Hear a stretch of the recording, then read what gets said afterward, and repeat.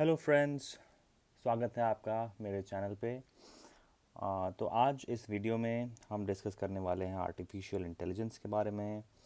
इन particular हम बात करेंगे कि आर्टिफिशियल इंटेलिजेंस होती क्या चीज़ है और इसके क्या अलग अलग ब्रांचेस हैं। और आज हम जिस शेप और फॉर्म में आर्टिफिशियल इंटेलिजेंस को देखते हैं वो इस शेप और फॉर्म में कैसे आई, यानी कि इसका एवोल्यूशन कहाँ से हुआ और कैसे कैसे चीज़ें आगे बढ़ी। तो चलिए देखते हैं। तो पहले तो ये देखते हैं कि एआई होता क्या है। तो एआई यानी कि आर्टिफिशियल इंटेलिजेंस दो शब्दों से बना है, आर्टिफिशियल और इंटेलिजेंस। आर्टिफिशियल का मतलब तो मुझे लगता है कि हम जानते हैं। आर्टिफिशियल मतलब कि जो भी चीज़ प्राकृतिक ना हो, नैसर्गिक ना हो, दूसरे शब्दों में जो इंसानों ने बनाया हो, वो आर्टिफिशियल है, या हिंदी में हम इसे कृत्रिम कहते हैं। तो इस कॉन्टेक्स्ट में, एआई कॉन्टेक्स्ट में, आर्टिफिशियल का इशारा कंप्यूटर्स की ओर है। कंप्यूटर्स को इंसानों ने बनाया और कंप्यूटर्स नेचुरली एग्जिस्ट नहीं करते। तो आर्टिफिशियल इंटेलिजेंस में artificial is computers, machines, robots, etcetera. अब आते हैं इंटेलिजेंस पे। तो इंटेलिजेंस क्या होती है? हम कब बोलते हैं कोई चीज़ इंटेलिजेंट है वर्सेस कोई चीज़ इंटेलिजेंट नहीं है? तो मेरे ख्याल से इंटेलिजेंस का अर्थ है किसी चीज़ को सीख पाना और उसे फ्यूचर में अप्लाई करना नई चीज़ों पे। जैसे कि हम आपस में बातें करते हैं तो हम तो इसे फॉर ग्रांटेड ले लेते हैं कि बात करना तो साधारण काम है, ये तो सभी करते हैं। लेकिन जब आप जस्ट पैदा हुए थे तो क्या आपने तुरंत बात करनी शुरू कर दी थी? नहीं। आपने अपने चारों ओर देखा, लोग किस तरह से बातें कर रहे हैं, उनकी बातें सुनी और फिर अपने कुछ शब्द बोलना आपने शुरू किया बातों को पकड़ के। फिर धीरे धीरे आपने टूटे फूटे सेंटेंसेस बनाना शुरू किया और ऐसे ही धीरे धीरे आपकी जो शब्द संपदा है, आपकी वोकैबुलरी है, वो बढ़ी। आपने कुछ और बातें जानी और फिर आपके बोलने की क्षमता धीरे धीरे इस प्रकार विकसित हुई। अब आपको कुछ भी व्यक्त करना पड़ता है तो आपको ज़्यादा सोचना नहीं पड़ता, आप आसानी से बोल के कर सकते हैं। लेकिन एक कंप्यूटर क्या खुद से बोलना सीख सकता है? क्या ऐसा हो सकता है कि हम कंप्यूटर को ढेर सारा टेक्स्ट दे दें और कुछ ग्रामेटिकल रूल्स बता दें, तो क्या उससे वो खुद से बात करना सीख सकता है, कॉन्वर्सेशनल हो सकता है? तो एआई में हम इसी तरह की चीज़ों को पढ़ते हैं कि कंप्यूटर्स को इंटेलिजेंट कैसे बनाया जाए जिससे कि वो खुद से दुनिया के बारे में सीखें, या तो खुद से सीखें या फिर हम उन्हें कुछ सिखाएं और वो सीखें और फिर नई नई चीज़ों पे वो उन सीखी हुई नॉलेज को अप्लाई करें। तो जो इंसानी इंटेलिजेंस होती है उसे हम दो तरह से व्यक्त करते हैं। एक, पहले तो हम सोचते हैं, थॉट्स, और फिर हम उसे क्रियान्वित करते हैं अपने एक्शंस के द्वारा। थॉट्स से हम मन में, अपने ब्रेन में कुछ कॉन्सेप्ट्स बनाते हैं, चीज़ों को याद रखते हैं, और जब कोई नया टास्क आता है तो फिर वहाँ से हम उसे रिट्रीव करते हैं और अपने जो ऑर्गन्स हैं, अपने हाथ पैर, अलग अलग ऑर्गन्स हैं, उससे हम वो चीज़ को एक्शनाइज करते हैं।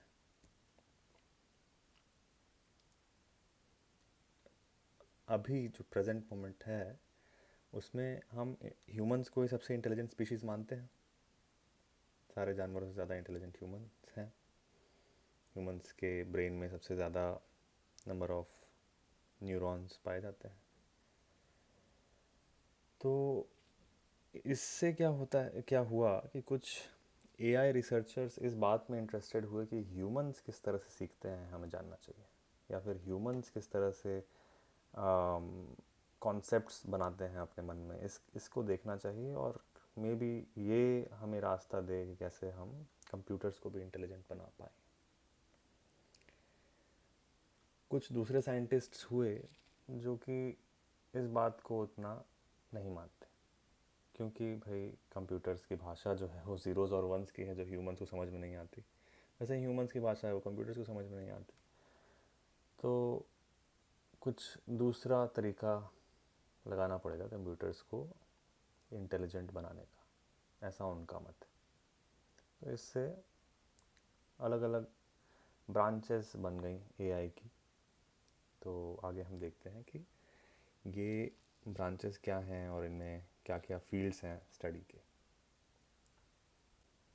ओके, तो थिंकिंग और एक्टिंग एंड ह्यूमन लाइक और रैशनल, इनके बीच चार ऐसे विभाजन हो जाते हैं, और हम ऑलमोस्ट सारे एआई सिस्टम्स को इन चारों में से किसी न किसी एक जगह पे प्लेस कर सकते हैं। पर कई बार हम देखेंगे कि इनकी जो लाइंस हैं वो काफ़ी ब्लर्ड होती हैं, तो they sort of overlap many times. तो इनके बारे में एक एक करके हम बात करते हैं। तो पहले तो आता है एक्टिंग ह्यूमन लाइक। इसका जो एक बड़ा एग्जांपल दिया जाता है एआई की दुनिया में, वो है ट्यूरिंग टेस्ट का।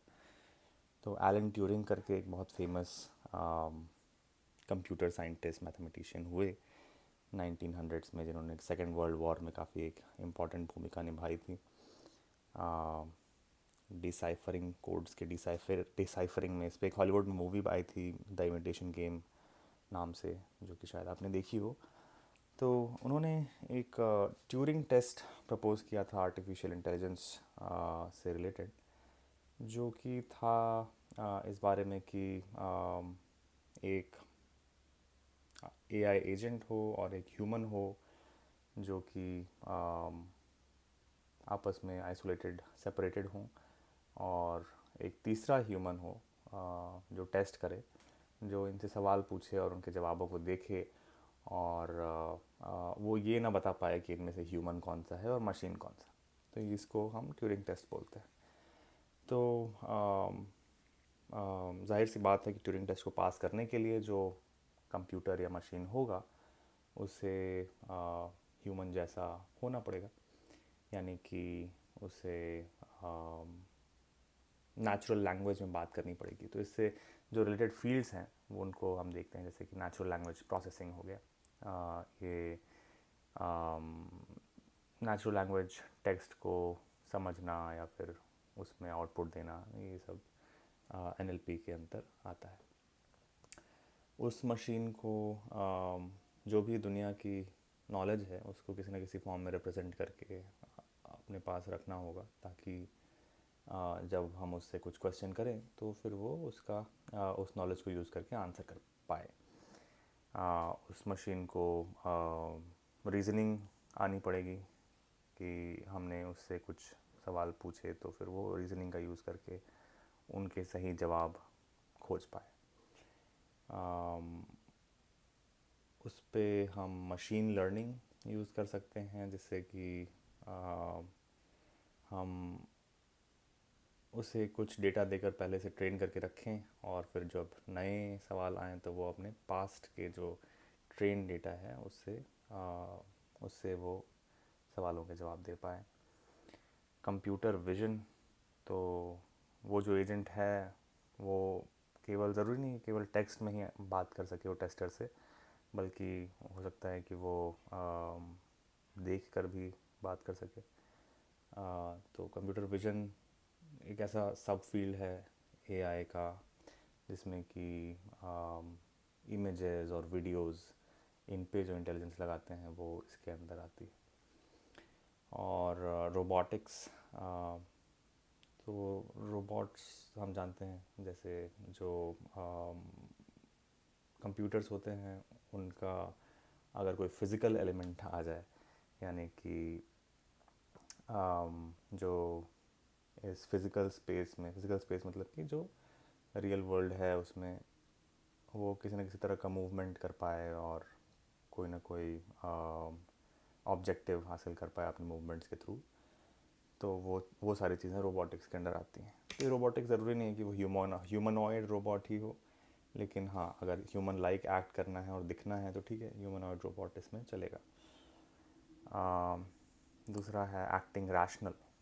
तो पहले तो यहाँ पर रैशनल का मतलब ये नहीं है कि वो ह्यूमंस जैसे रैशनल नहीं होते, ऐसा तो नहीं है, ह्यूमंस भी तो रैशनल होते ही हैं।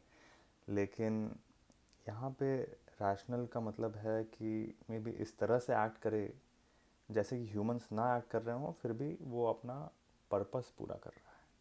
तो इसका एक एग्जांपल है, अम, जैसे कि मान लीजिए कि रेस्टोरेंट में कोई रोबोटिक वेटर है। तो ह्यूमंस जो वेटर्स होते हैं, वो कोई नया कस्टमर आता है रेस्टोरेंट में तो वो जाते हैं टेबल पे और पूछते हैं कि आ, आपका आपने डिसीजन लिया क्या, कि आप क्या खाना पसंद करेंगे, और फिर वो उसे ऑर्डर देते हैं। वो ऑर्डर नोट करता है, खाना लेके आता है, सर्व करता है, एंड बाद में आपका बिल वगैरह भी लेके आता है और आप उसे पे करते हो। बट एक रैशनल एजेंट इस केस में ऐसा भी हो सकता है जो कि चल के ना आए, जो कि व्हील्स पे रोल करके आए, और जो पूछे ना, बस आपके सामने एक स्क्रीन रख दे कि उस स्क्रीन से आप उसे ऑर्डर दे सको। आप उससे बोलने की जगह स्क्रीन के थ्रू ऑर्डर दो, और वो जब खाना लाए तो वो खाना टेबल पे ना रखे, बस खाली आपके टेबल के पास आ जाए कि आप खुद से ही खाना उठा के अपनी टेबल पे रख लो। तो it's doing it's purpose, but it's not exactly human like.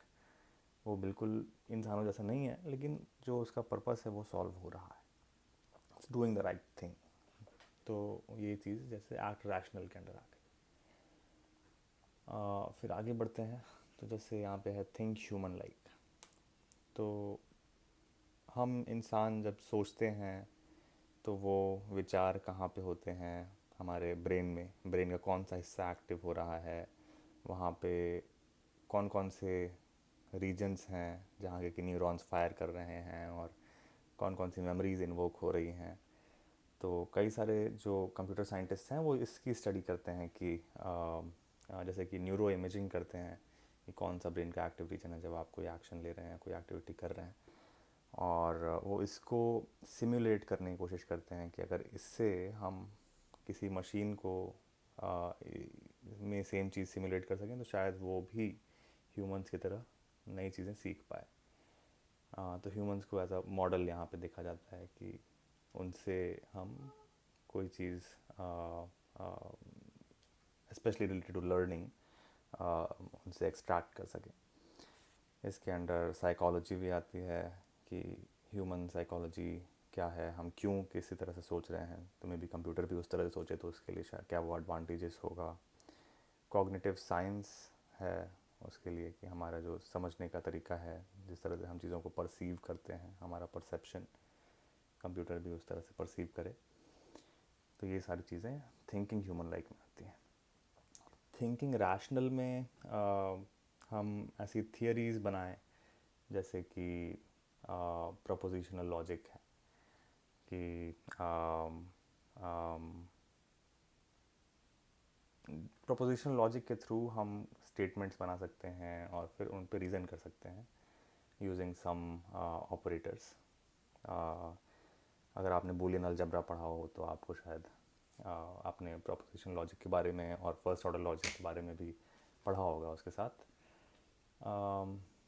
Logic के साथ के साथ नहीं, पर लॉजिक से परे एक और चीज़ है जिसे प्रोबेबिलिटी कहते हैं। जब भी अनसर्टिनिटी आ जाती है पिक्चर में, कि भाई कोई चीज़ है बट वो पूरी तरह से हो ये निश्चित नहीं है, ये अनिश्चित है। तो इस अनिश्चितता को एक तरह से क्वांटिफाई करने का काम प्रोबेबिलिटी थियरी करती है। तो प्रोबेबिलिटी थियरी पे काफ़ी स्टडी हुई है और एआई में इसे काफ़ी यूज़ किया जाता है, काफ़ी सक्सेसफुल रही है प्रोबेबिलिटी थियरी पूरे रियल वर्ल्ड को मॉडल करने के लिए। एंड प्रोबेबिलिटी आती है तो स्टैटिस्टिक्स भी आता ही है कि जब आपके पास बहुत सारा डेटा हो तो उन पे आप कुछ ना कुछ उनको प्रोसेस करके आप मीनिंगफुल इंफॉर्मेशन एक्सट्रैक्ट कर सकते हैं जो इस पर कि बेस करके आप अपने डिसीजंस ले सकते हैं। तो थिंकिंग रैशनल ऐसा कुछ होता है कि जैसे मान लीजिए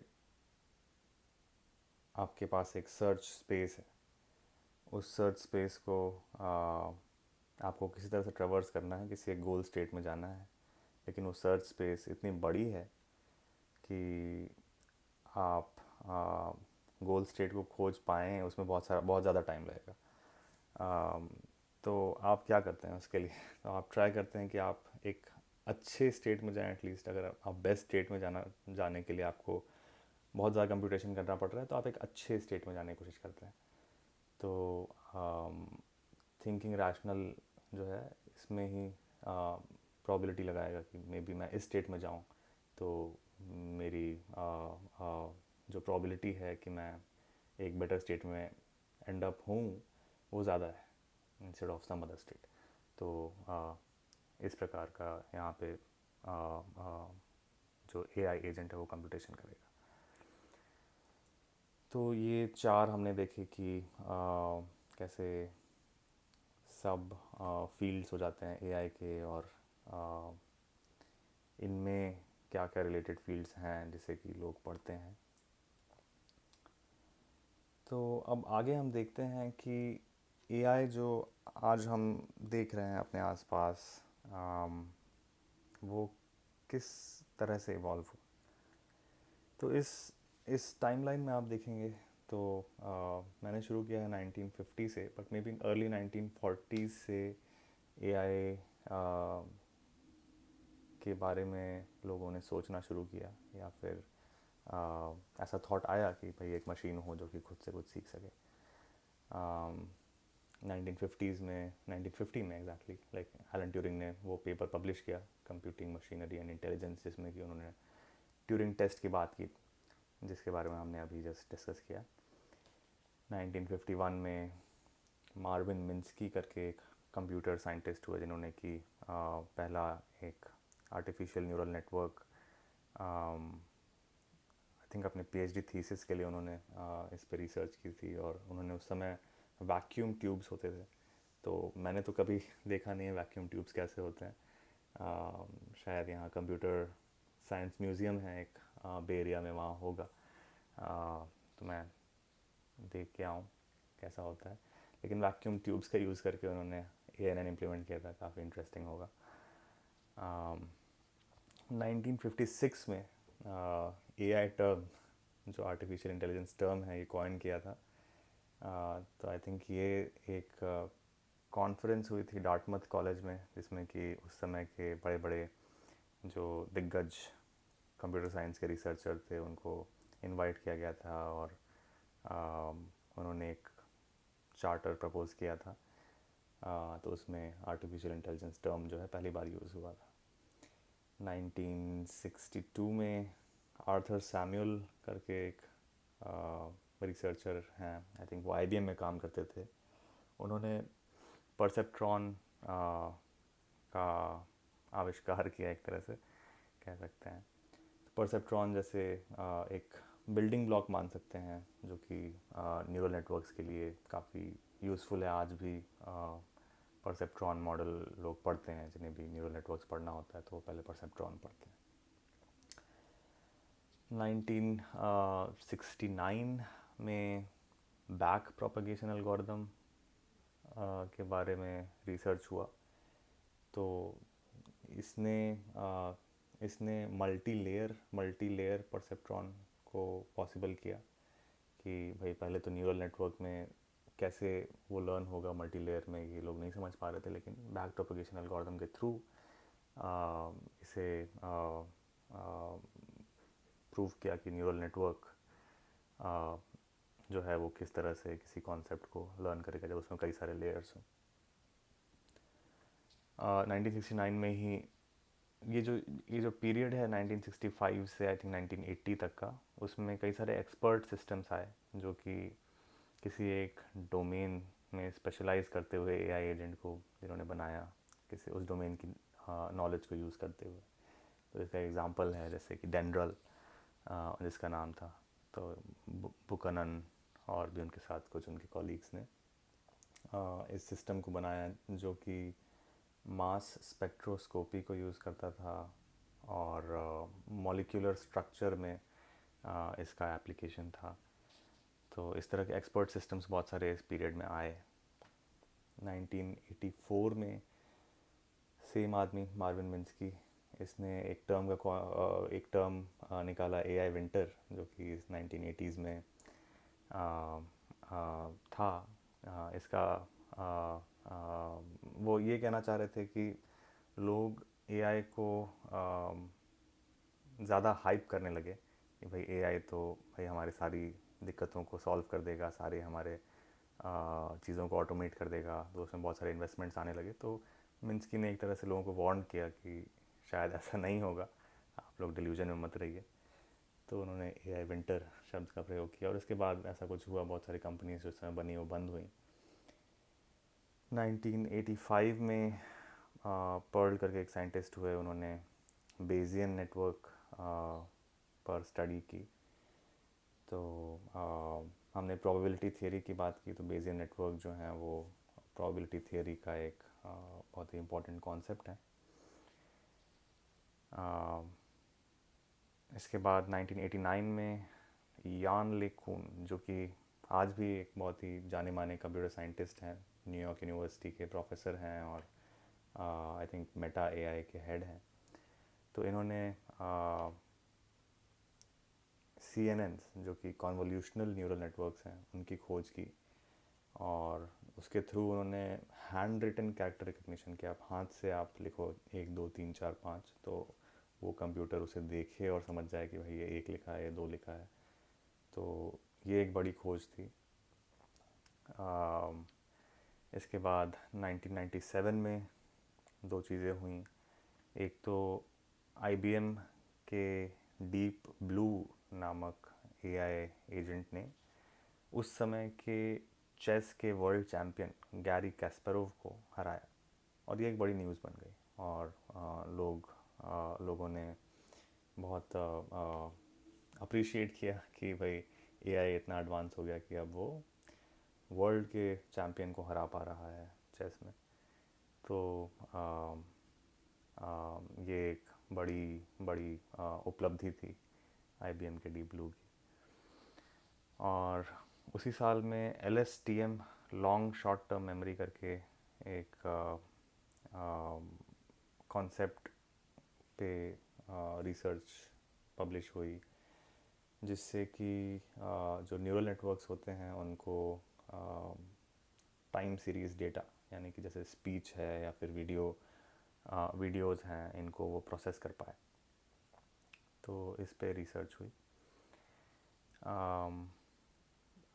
तो ये जो LSTM है ये आज के समय में बहुत रेलेवेंट है। अगर हम देखें कि जो अभी स्पीच प्रोसेसिंग होती है या फिर वीडियो प्रोसेसिंग होती है, उसमें भी LSTM का यूज़ होता है। इस बीच बहुत सारे छोटे बड़े आविष्कार हुए। फिर 2009 में एक पेपर पब्लिश हुआ जिससे कि ये प्रूव हुआ कि जो GPUs होते हैं, graphical processing units, they are much faster, बहुत तेज़ होते हैं as compare to training deep learning models on CPUs। जो नॉर्मल कंप्यूटर के CPUs होते हैं, उनकी जगह GPUs पे अगर हम ट्रेन करें उन्हें, तो they make use of parallelism and models को वो टाइम वाइज काफ़ी एफिशिएंटली, काफ़ी जल्दी ट्रेन कर सकते हैं। सेम साल में फे फे ली करके एक कंप्यूटर साइंटिस्ट हैं, उन्होंने ImageNet करके एक विजुअल डेटाबेस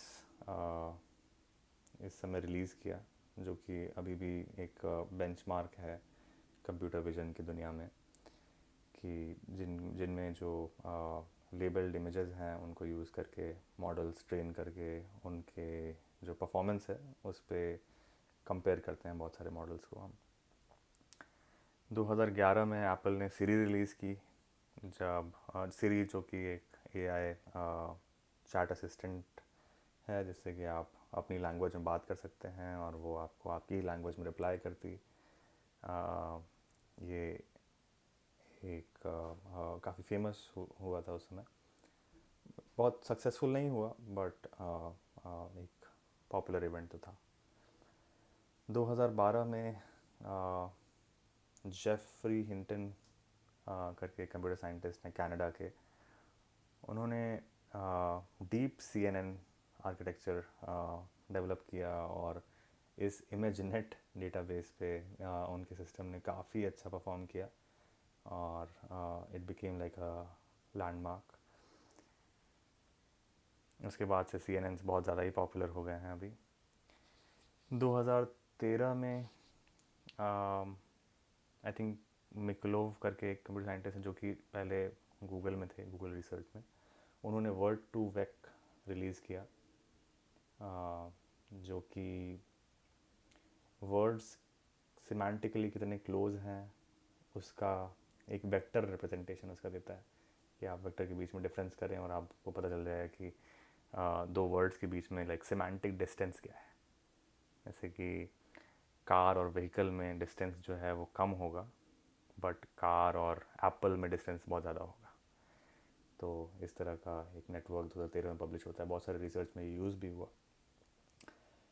फिर 2014 में ईएन गुडफेलो जो कि एक अगेन बहुत पॉपुलर डीप लर्निंग के कंप्यूटर साइंटिस्ट हैं, उन्होंने GAN यानी कि जेनरेटिव एडवर्सेरियल नेटवर्क इसका आविष्कार किया। इसका यूज़ अभी काफ़ी होता है इमेज जनरेशन में या फिर डीप फेक्स बनाने में। आपने डीप फेक्स के बारे में सुना होगा। तो ये इसके लिए हमें ईएन गुडफेलो को थैंक यू बोलना चाहिए। 2016 में गूगल के अल्फ़ा गो नाम के एजेंट ने गो के वर्ल्ड चैम्पियन को हराया।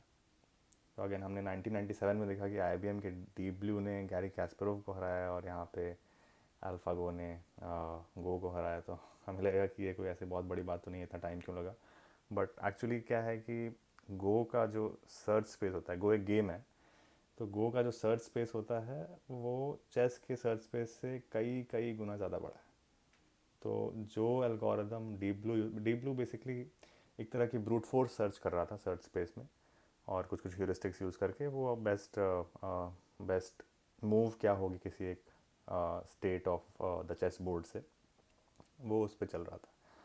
जो अल्फ़ा गो है वो I think deep reinforcement learning, ये एक तरह का मशीन लर्निंग का टर्म है।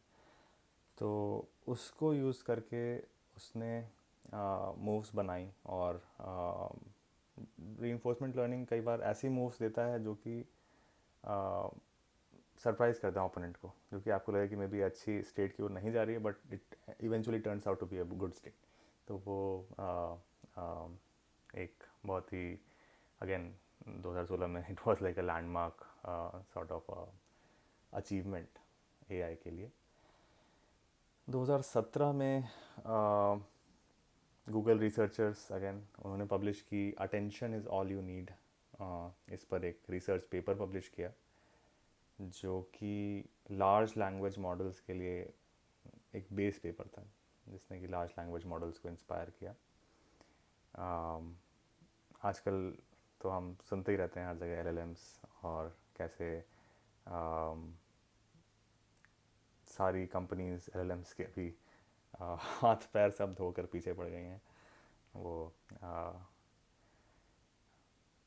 अभी अभी का हॉट टॉपिक है। 2019 में Google AI's deep models outperform radiologists in detecting potential lung cancers. तो अगेन यहाँ भी डीप लर्निंग हम देख रहे हैं कि उसने उसको यूज़ करके मॉडल ये प्रेडिक्ट कर पा रहा है कि किसी एक पर्सन को लंग कैंसर है या नहीं है, और वो रेडियोलॉजिस्ट जो कि स्पेशलिस्ट हैं उनको आउट परफॉर्म भी कर रहा है कि रेडियोलॉजिस्ट नहीं बता पा रहे हैं और एक AI मॉडल बता रहा है। तो ये इस बात को सिद्ध करता है कि AI हेल्थ में हेल्थ इंडस्ट्री को भी किस तरह से रेवोल्यूशनाइज कर सकता है। 2022 में आई थिंक नवंबर में ओपन एआई ने चैट जीपीटी रिलीज़ किया। और चैट जीपीटी बेसिकली एक कॉन्वर्सेशनल असिस्टेंट था जो कि बेस्ड था जीपीटी 3.5, ये उनके मॉडल का नाम था, इस एलएलएम पे बेस्ड था। और ये भी अगेन एक बहुत ही धमाकेदार टाइप का रिलीज़ था। इसके बाद Facebook, Google, Apple, Microsoft, Meta, sorry Meta Facebook same ही है, तो ये सारी कंपनीज़ एलएम पे काफ़ी फोकस करने लगे और उस पर काफ़ी तेज़ी से इन्वेस्ट करने लगे। 2023 में अगेन ओपन एआई ने जीपीटी 4 एलएम मॉडल रिलीज़ किया। गूगल ने बार्ड रिलीज़ किया जो कि उसका एक एलएम मॉडल लैम्डा उस पर बेस्ड था, और बार्ड का फिर बाद में जेमिनाई करके आया। मेटा एआई ने लामा 2 मॉडल रिलीज़ किया जो कि उसने I think conditionally open source किया था। तो ये एक टाइमलाइन है। आई नो ये काफ़ी एक इंफॉर्मेटिव टाइप की स्लाइड थी इन सारी स्लाइड्स में, but it captures like a brief history of AI की, भाई एआई में 1940s से क्या क्या हुआ है। काफ़ी सारी चीज़ें इसमें नहीं हैं, बट अगेन सारी चीज़ें एक स्लाइड में इंक्लूड नहीं कर सकते। तो यहाँ पर मैं वीडियो को समाप्त करता हूँ। और अगर आपको ये वीडियो पसंद आई हो तो you can like it, you can subscribe to the channel. I will make more such videos. मैं हिंदी में वीडियोज़ प्रेजेंट करूँगा ताकि आसानी से सारे इंडियंस को समझ में आ पाए और आप एआई के बारे में ज़्यादा से ज़्यादा सीख सकें। तो मिलते हैं बाद में। Thank you for listening. Good bye.